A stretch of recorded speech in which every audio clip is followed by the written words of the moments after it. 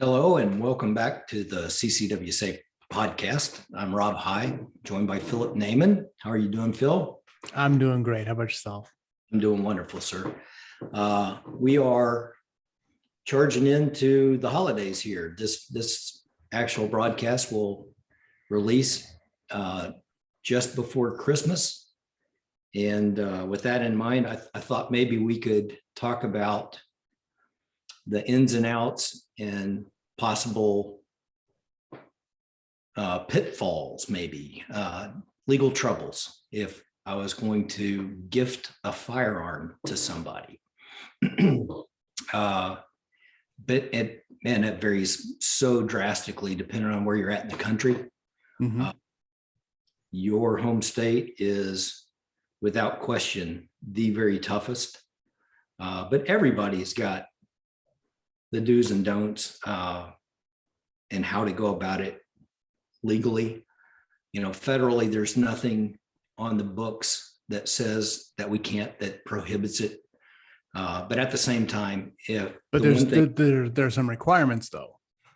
absolutely, Yeah. the one thing that is nationwide is if I was going to buy you a pistol and I'm going to send it to you, that has to go through an FFL.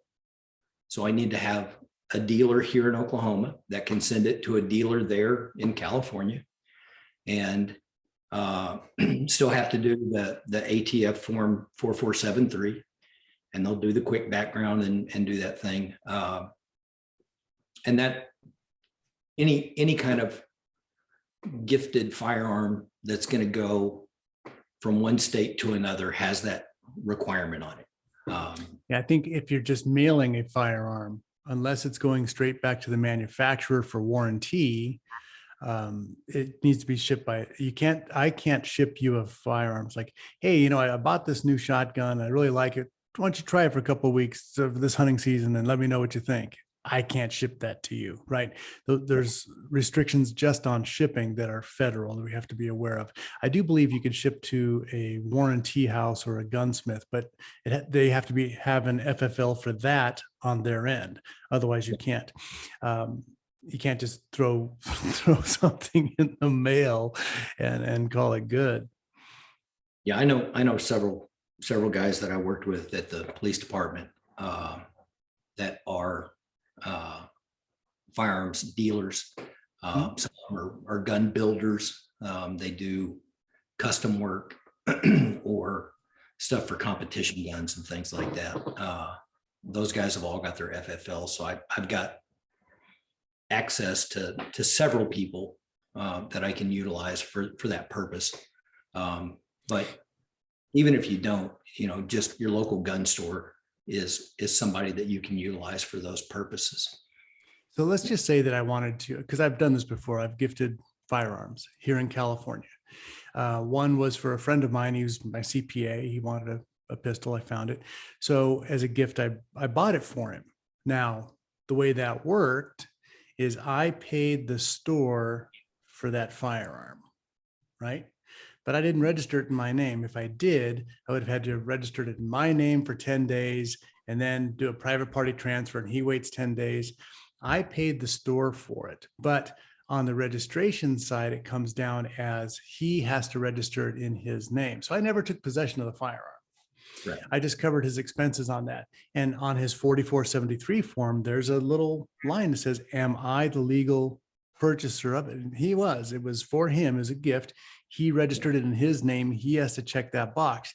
Now that box is there to stop the straw man purchases, or that's usually straw lady purchases. It's usually some not so nice guy who can't own a firearm talks his girlfriend into buying one for him.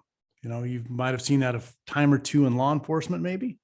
Oh man, we worked the gun shows all the time when I was when the unit I was in was under the umbrella of special investigations or criminal intelligence. Most of the guys in that unit were pretty aware of our local problem guys. So it'd be nothing for us to do surveillance in a parking lot and go, hey, there's Phil Naman. Phil's got a felony. And then all of a sudden, Just one? Come on. I mean, make me a career criminal if you're going to slander me like that. you got somebody in the car with you and they give you the money and you go in and make the purchase for them. And that is a straw man purchase. A true gift is a gift. There are other things. Because it ends up in the registered person's name. Yes. Right. Yeah. Yes. Not the other way around. Not I register it to me and hand it off. But it's a straw man purchase in a resale situation as well. And those are some of the loopholes, excuse me, that people talk about in gun shows. Is I've got a gun I want to sell, and I walk into the gun show, and all of a sudden you and I cross paths, and you're like, well, I'll buy that gun from you. And there's no detail of any interaction or sale. And but that could happen in a back alley or in the back of a bar or someplace else, right? So it doesn't have to be a gun show. That's just time and opportunity. Somebody's selling a gun, somebody's buying it, and they're doing it outside of the legal channels. Correct. But I mean, there's a lot of states that there's no requirement to register a firearm. Oklahoma doesn't have a registry. Florida doesn't. There's several gun-friendly states in the country that don't have that requirement. There's several that do. Whatever the requirement is in your state is something you need to adhere to stay on the right side of the law and not get yourself or your person that you're gifting out of trouble. Right. There's other things to think about with that. Number one is if I give a firearm to somebody that's prohibited, that is a federal felony. There's just giving it to them. Just giving it to them. They haven't used it for anything nefarious yet. You've just gifted it to them. So there's some work that needs to be done on our end as well as the gift giver. And there's all kinds of things in the legalese written state by state, but it'll be, they can't be a convicted felon. They can't have mental health issues. And that depends on the issue. I mean, obviously you're going to have people that have depression or anxiety or things like that are well treated medically. They're under a physician's care, those kind of things. But specifically, some of the laws around the country specifically talk about a person that's not a lunatic or a person that is of unsound mind. I think on the 4473, some of the questions are, I don't know, I go by them kind of fast, but some of those questions I think are, have you ever been dishonorably discharged? Yes. I think that question's on there. Are you legally in the United States of America? Those are some of the other questions on there. Have you been adjudicated mentally ill? Are you on drugs? Are you on marijuana? I think in California, well, they used to have that medical card that's legal now, but for marijuana. And I think that if you had a medical card, they would actually deny you a purchase. I think that happened. At least federally, it should, yeah, make that purchase illegal because it's still a federal crime. Unless you're Hunter Biden.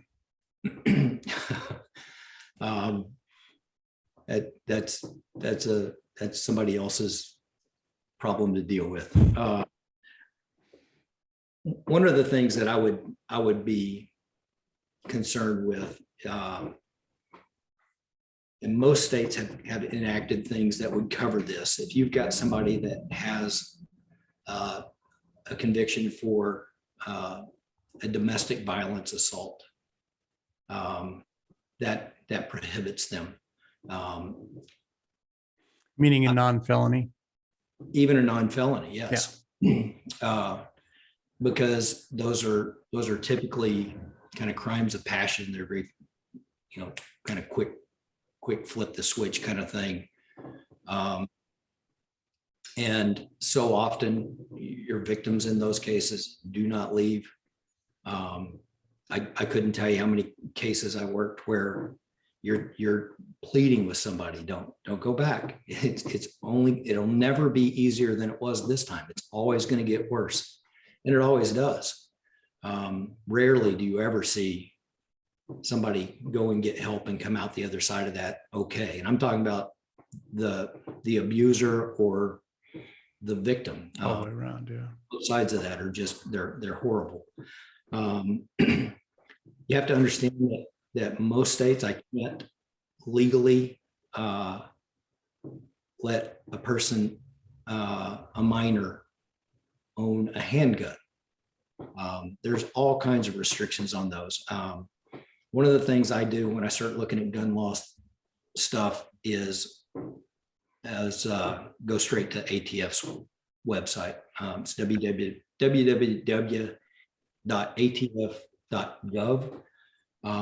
You can go state by state. What did you find? I found that your state is, I don't know how you could ever figure out what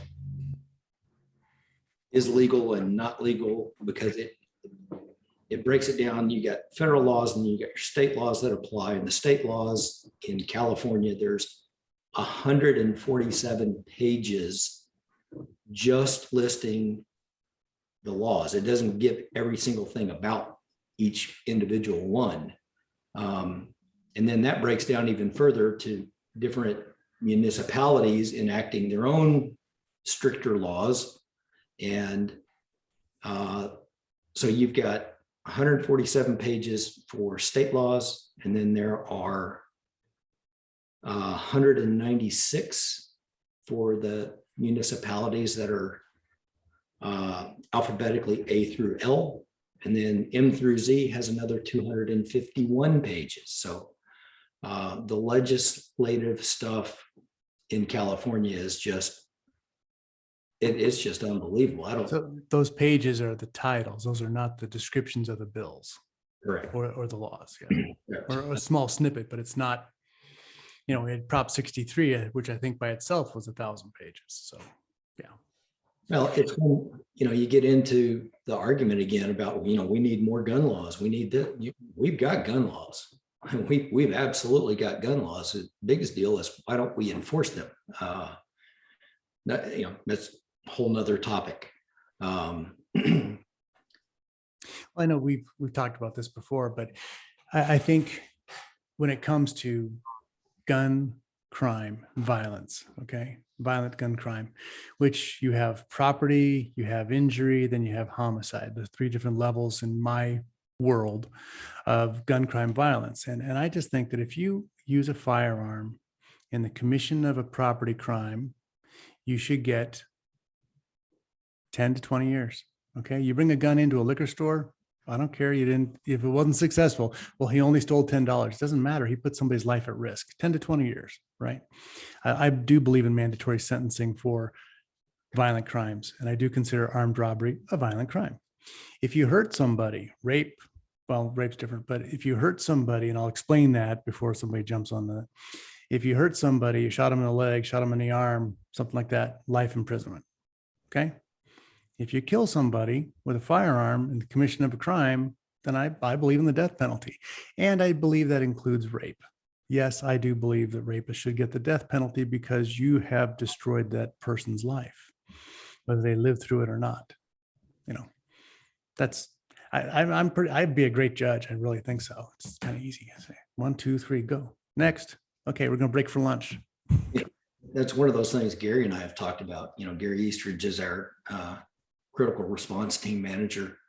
And he's been a homicide investigator for years and years and years. And he always talked about the fact that the scene, the blood, the gore, all that was something that he could deal with, because nobody was suffering anymore. He had far greater issues if he came up on something where you had this huge wound and you're alive and suffering, because there's that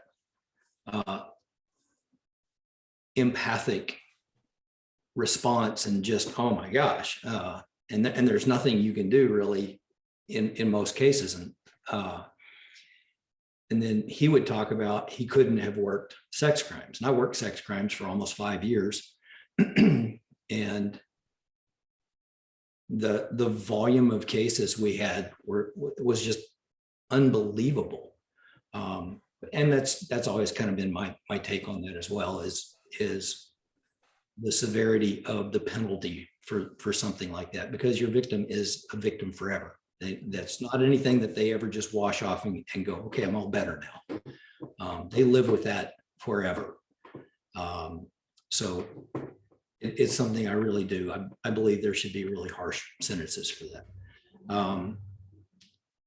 Back to the gifting of firearm. Oh yeah, we had a purpose today. Sorry. Well, my first firearm I received was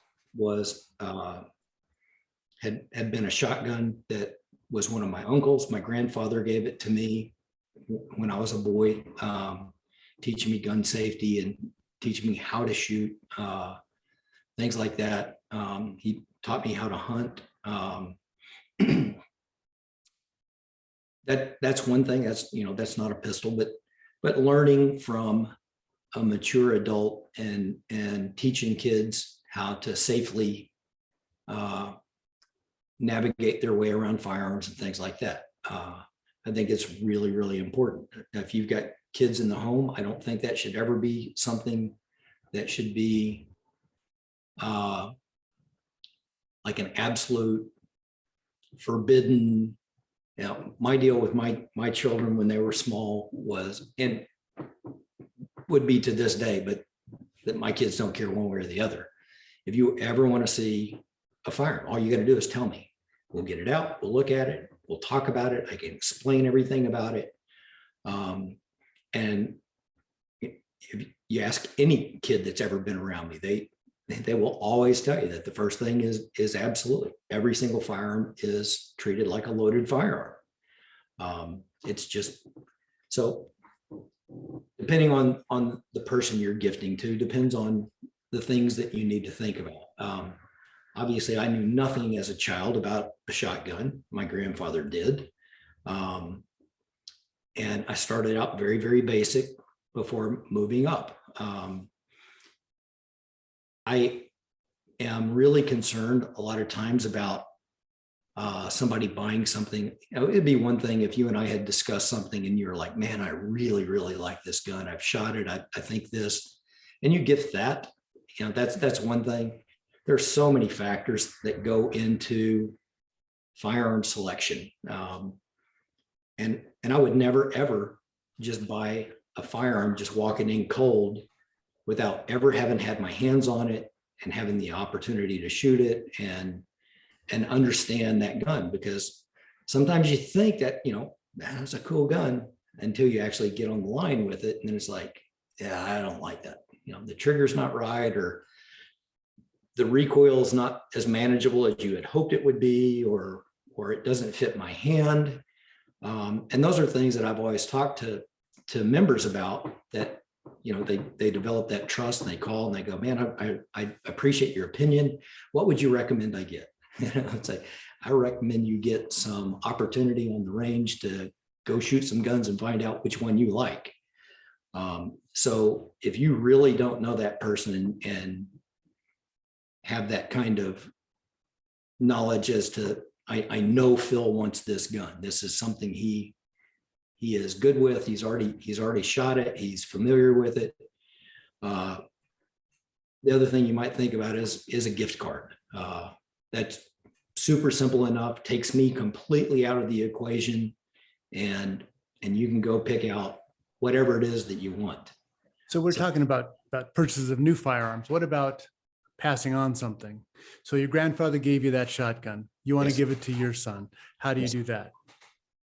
And again, those laws vary every single state, because in California, we have a whole, we can't do anything normal. It's just the way it's not an issue for me to make that transfer in the state of Oklahoma. But again, we don't have a state registry. So in California, You can't do that. Now, there was I think in 2012, maybe it's a little later than that, long guns weren't really registered. Now, they were registered, but they didn't have a registry at the state level.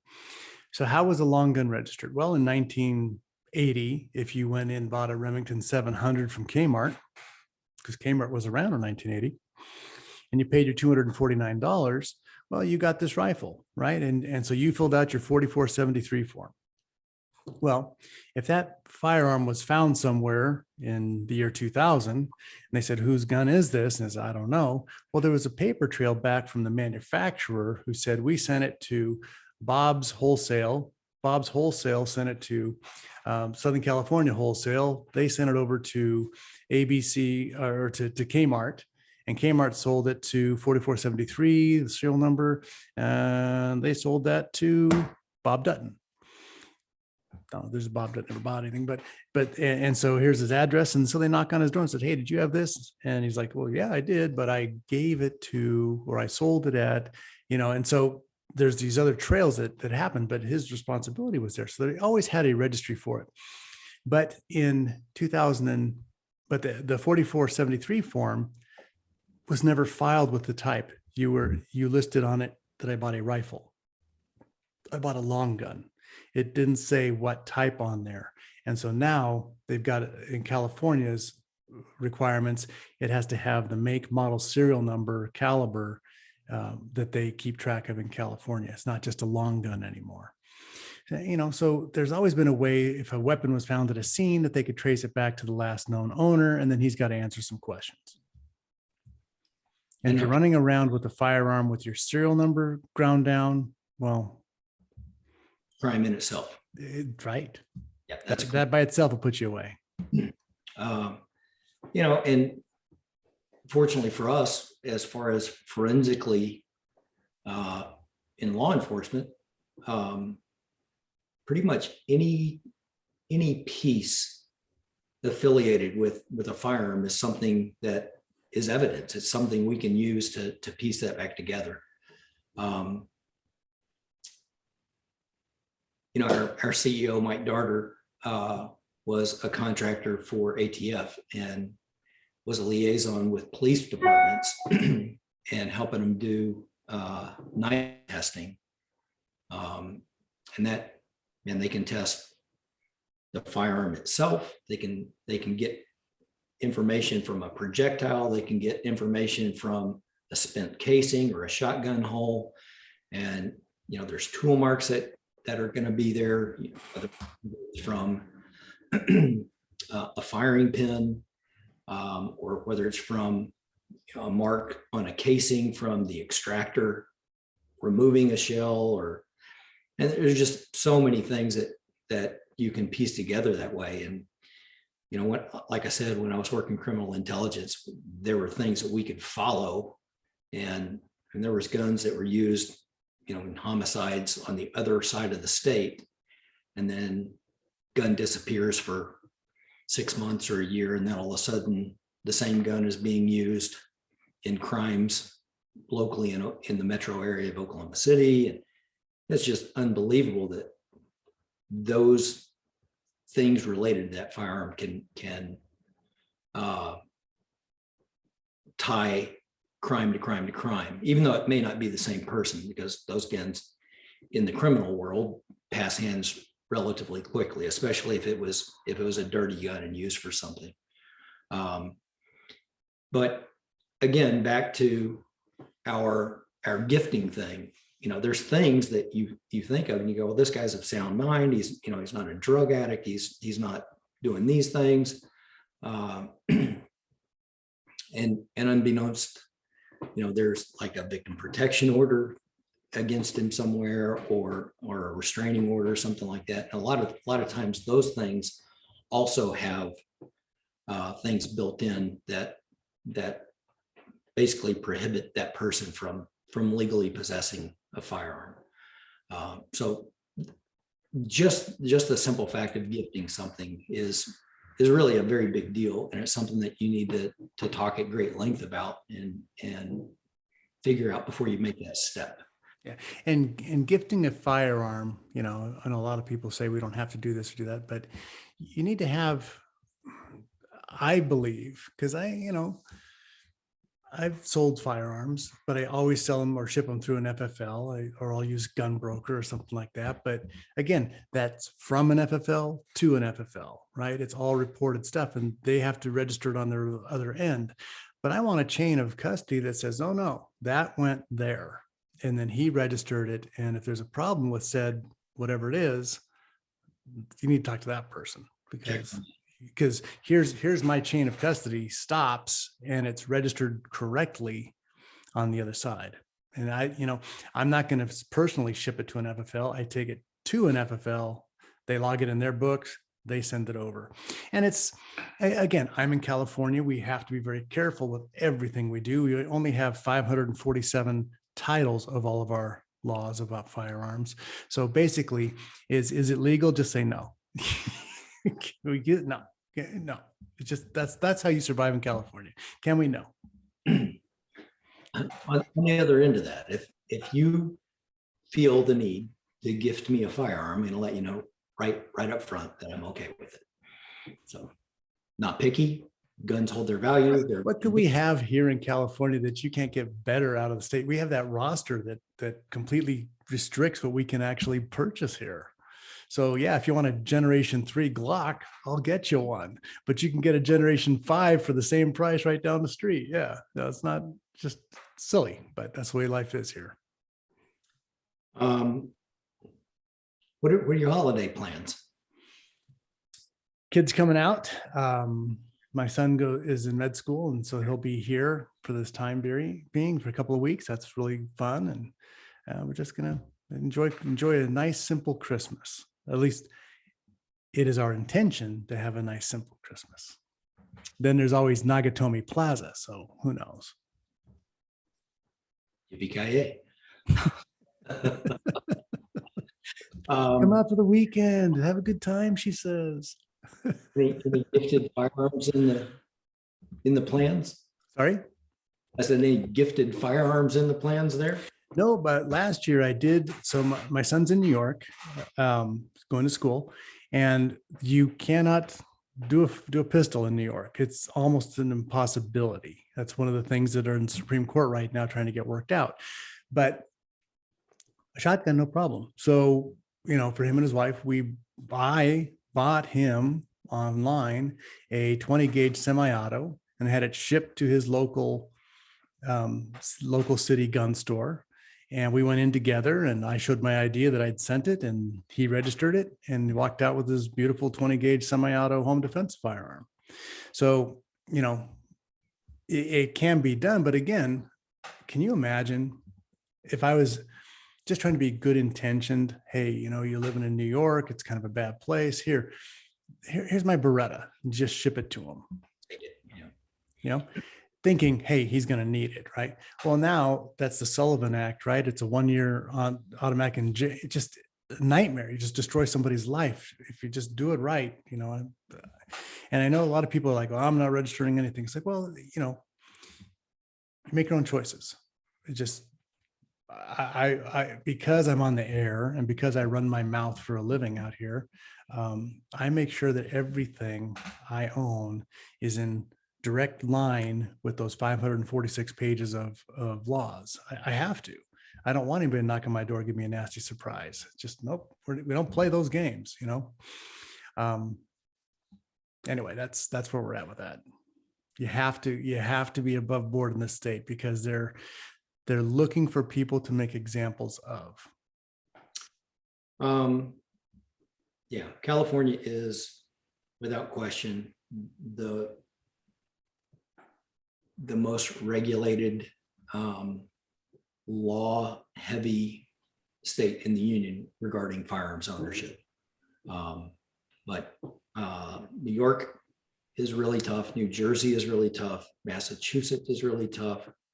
One that's rushing to get up to that is Washington State, and they're moving that direction really, really fast. Illinois obviously is second only to California. But even still, like I said, that we don't have a state registry in Oklahoma. And if I was going to gift a gun, there's no paperwork or legal obligation to report the gift or anything else. But when I purchased that new, I'm the one that did the 4473. And so as just a word of advice, just to kind of keep you on the right side of the law, I would make sure that there is some type of documentation to any transfer of a firearm, whether it's a registry state or not. It's just one of those things that, like you were talking about, all of a sudden there's a knock on your door and it's like, hey, you bought a Gen 3 Glock and we'd like to see your firearm. Well, I sold it. Who'd you sell it to? Man, I wish I'd have got his name. So yeah, I mean, that's something you don't want to deal with. Matter of fact, in I think it's a federal form. I wrote the check to the Department of Justice. Might have been California form, but a Remington 700 short action. Okay, somebody had like a donor rifle. When I mean donor is when you make your own stuff or modify things, you want to put new barrels on. Somehow in some trade, this guy ended up with a Remington 700 short action. And I ended up with it. And it's like, where'd it come from? I don't know.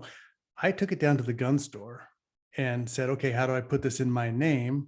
And there's actually a form we fill out online for the Department of Justice for $19. You write down the serial number, you have this firearm, you send it into them. All right. So if it ever showed up that somehow along the line, I shouldn't have had this gun, I'm reporting, hey, I've got this thing here. It's not, there's nothing nefarious on my end on it. It's a short action Remington 700. I also purchased from a firearm store a Marlin 18, I think it was 94. It was in 350 Marlin. It was a really cool lever action gun. I'm like, wow, this is awesome. Somebody brought it in. I bought it after the 30-day cooling off period, which they have in California. If somebody has a private weapon that they bring to the gun store, it has to be there for 30 days before I can buy it. And then I have a 10-day wait. So all that time lapses and it comes back, the gun's been stolen. So, okay, let's get it to original owner.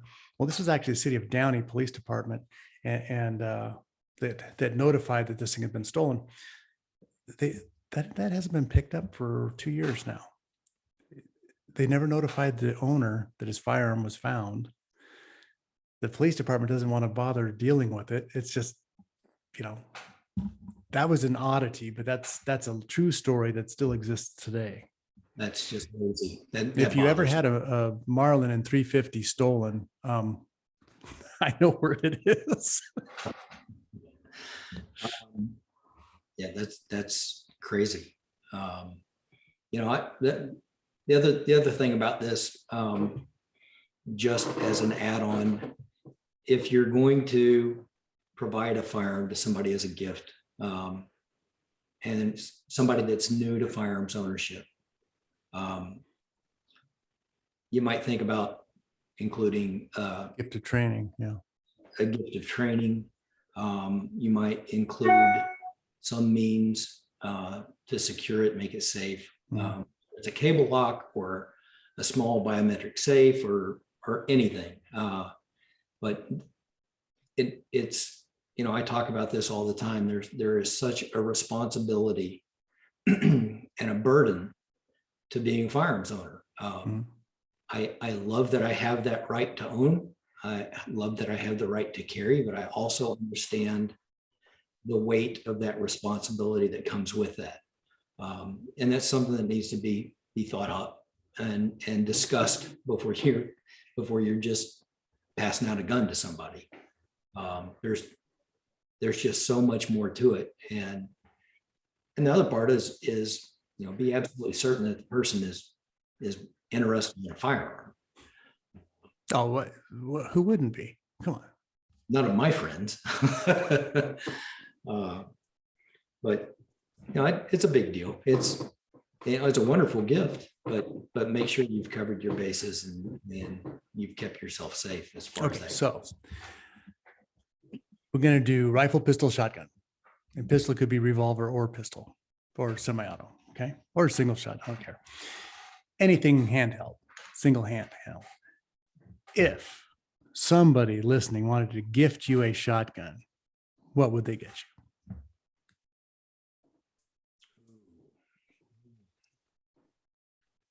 And I'd like a really nice over and under trap gun. I'd be way good with that. So Are we talking Parazzi, Cayman, Beretta? yes, It's going to be a gift. Take the Parazzi, yeah. let's get there. Yeah, I'd be all in for that. Over under trap gun, okay. Rifle could be bolt action, carbine, your choice, lever action, whatever you want. Oh man.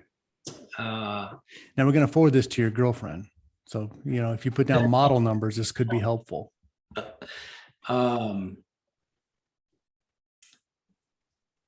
I would like to try out a 6.5, I think. Okay. A bolt action 6.5, any particular model? No, I'm not necessarily picky.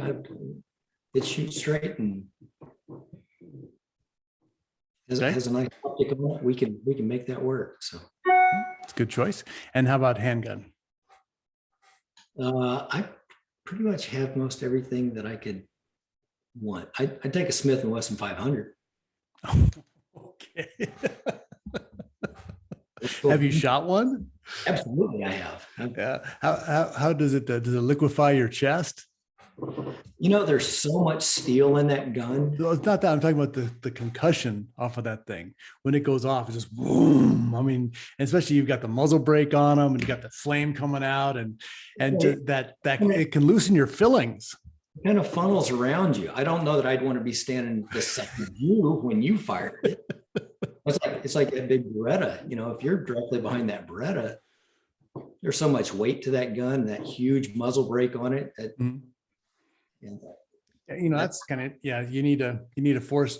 They make them now that instead of just having the muzzle brake that kills your team members when you're lined up, they have them that direct the force forward. So that's huge if you're ever doing any kind of close quarters shooting. I hate muzzle brakes right here. Yeah, I don't like that. Yeah, That's interesting. Model 500, huh? That's a big gun. Big gun. The cylinder on that is, you could take somebody out with the cylinder. So it's Smith & Wesson, right? The size of their frames go by the letters. So a J frame is their smallest, and there's K, there's L, right? The 586, and the N frames, which are the Model 29s, Dirty Harry guns. I think it's an X frame for the 500. They just skipped. It's not a P or a Q or R. They went to like the X frame for that 500. And, it also works as a 4-wheel drive jack. If you're out in the woods, you can wedge it right and just get the cylinder turned and actually lift your Jeep with that. Yeah. It's the very first time I ever saw one of those fired, it was a buddy of mine that I actually used to shoot on the pistol team with, and it was his son. And I think he was 14 at the time. And I was so impressed watching that kid shoot. I was like, I got to do this. Let me have that thing. On our YouTube channel, there's a picture of shooting the 500, and it's from behind, and what you see is a fire halo this big, like 6 feet from the barrel, just going down. There's a little bit of force there. It is impressive. Same thing. I was online at the range, and we were over at the rifle range, and a buddy. If you're shooting at 3 yards, you light your target on fire. So maybe shooting it, and maybe shooting at 5 yards. It does put a burst out. We were on the rifle range, and a buddy of mine was shooting stuff with a Barrett, and I was taking pictures, and I was in the wrong spot.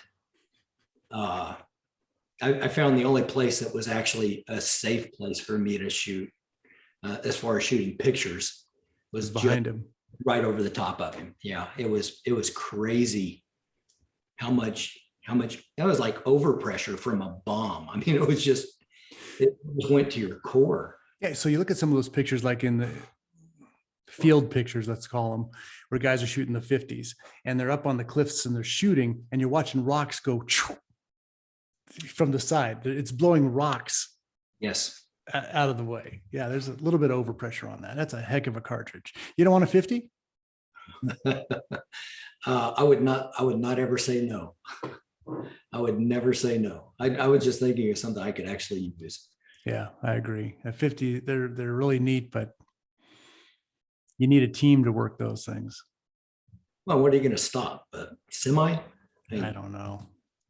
Whatever you want. Yeah. You got a 50 caliber. What are you afraid of? Nothing. Not any. Yeah. It's very good choices. Good choices. But when you get your 500, get it in a 2-inch with a round butt.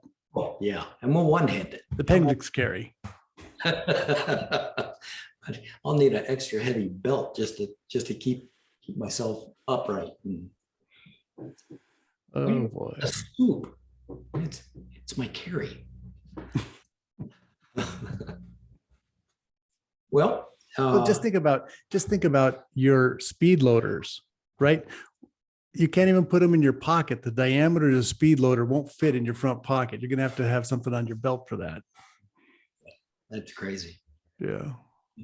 Can you imagine a pocket full of rounds?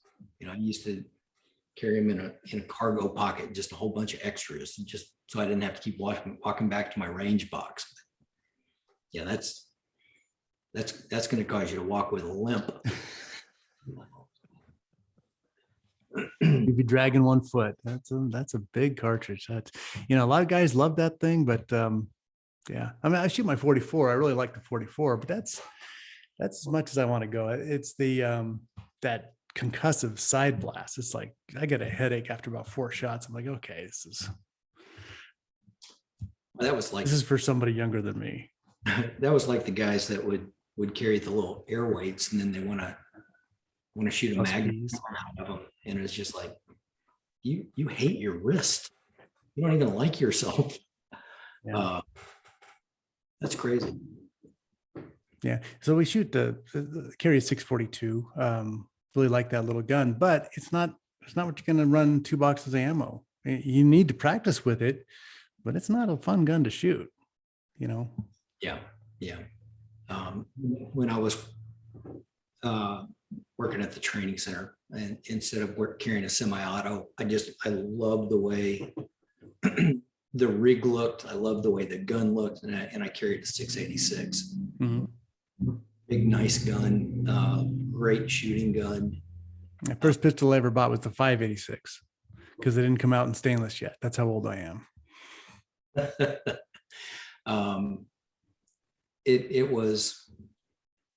It's still one of my favorite guns to shoot. I had great action on it.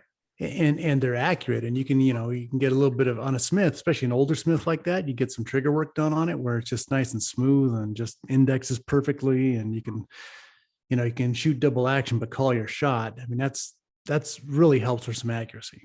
Yeah, for sure. We've got some good stuff coming up down the road. Got some good guests lined up. Yeah, absolutely. I mentioned it a couple of weeks ago. Coming out on the other side of the Rittenhouse case, we're going to have Andrew Branca back on again. He's going to give kind of a summary on that, his takeaways.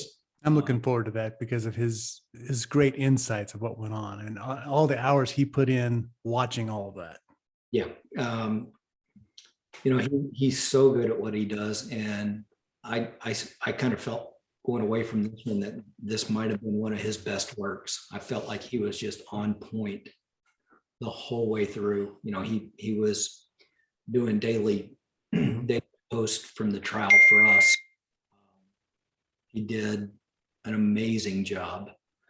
So I'm really anxious. He's always a pleasure to hear his legal side of things. That'll be really good. I have a friend of mine that I'm working on to come on and do a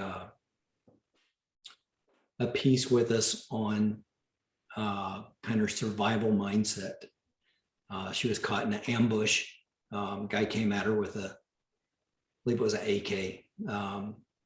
And she was just sitting writing in her patrol car when he started shooting at her, and she was shot multiple times and able to get out of her car and engage him and run him off. But just amazing little lady. I trained her when she came through the academy. She's Did a always good job there, boss. She's always been a fighter and a warrior, and it's one of those things that you have to develop that mindset. You just have to know that I'm not going down. You know, I'm fighting. But I think she'll be fantastic for our listeners. Look forward to that. What's that?